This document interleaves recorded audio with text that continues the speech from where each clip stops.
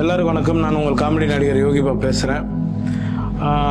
இந்த பதிவு எதுக்குன்னா, சென்னை மாநகர காவல்துறைக்கு என்னென்னா, இப்போ சமீப காலமாக முதியோர்கள் சில நபர்களுக்கு ஒரு ஃபோன் வருது. அந்த ஃபோனில் என்ன பேசுகிறாங்கன்னா, நாங்கள் கொரியர்லேருந்து பேசுகிறோம், உங்களோட மும்பையிலேருந்து சைனா போன பார்சலில் ஒரு 5 கிலோ தங்கமும், அப்புறம் பல போதைப் பொருட்கள், அப்புறம் புலித்தோல், பணம், டாலர் இதெல்லாம் அங்கே கைப்பற்றியிருக்காங்க.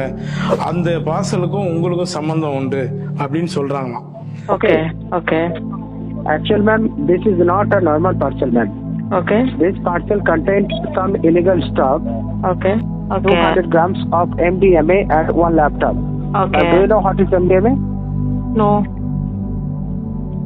MDMA is a narcotics drug which is banned in our India.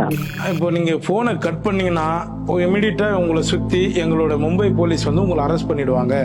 அதனால் நீங்கள் என்ன பண்ணணும்னா, நாங்கள் சொல்கிறது ஃபுல்லாக கேட்கணும். உங்களோட டீட்டெயில்ஸ் எல்லாத்தையுமே எங்களுக்கு நீங்கள் அனுப்பணும்.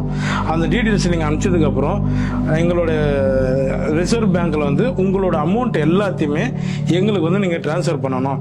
அந்த ட்ரான்ஸ்ஃபர் பண்ணதுக்கப்புறம் அந்த அமௌண்ட்டை உங்களோட அமௌண்ட்டான்னு கண்டுபிடிச்சதுக்கப்புறம் தான் நாங்கள் உங்களுக்கு திருப்பி நாங்கள் அனுப்புவோம் அப்படின்னு சொல்கிறாங்க. அது மட்டும் கிடையாதுங்க, அவங்க வீடியோ கால்லையும் வருவாங்க, உங்களையும் வீடியோ கால் வர சொல்லுவாங்க. இதுவெல்லாம் காவல்துறை பொறுத்த வரைக்கும் இதுவெல்லாம் வீடியோ காலில் அவங்க வந்ததும் கிடையாது. இது மாதிரி உங்களுக்கு ஏதாவது ஒரு ஃபோன் வந்ததுன்னா 1930க்கு ஃபோன் அடிச்சுட்டு நேரம் சென்னை மாநகர காவல்துறையில் போய் நீங்கள் கம்ப்ளைண்ட் பண்ணீங்கன்னா இமிடியேட்டாக ஆக்ஷன் எடுப்பாங்க. உங்கள் பணமும் சேவ் பண்ணலாம். தயவு செய்து ஏமாந்துடாதீங்க ப்ளீஸ். இது தொடர்பாக சென்னை பெருநகர காவல்துறையின் சைபர் குற்றப்பிரிவில் வழக்குகள் பதிவு செய்யப்பட்டு ரூபாய் 10 கோடி வரை மீட்கப்பட்டுள்ளது என்பது குறிப்பிடத்தக்கது.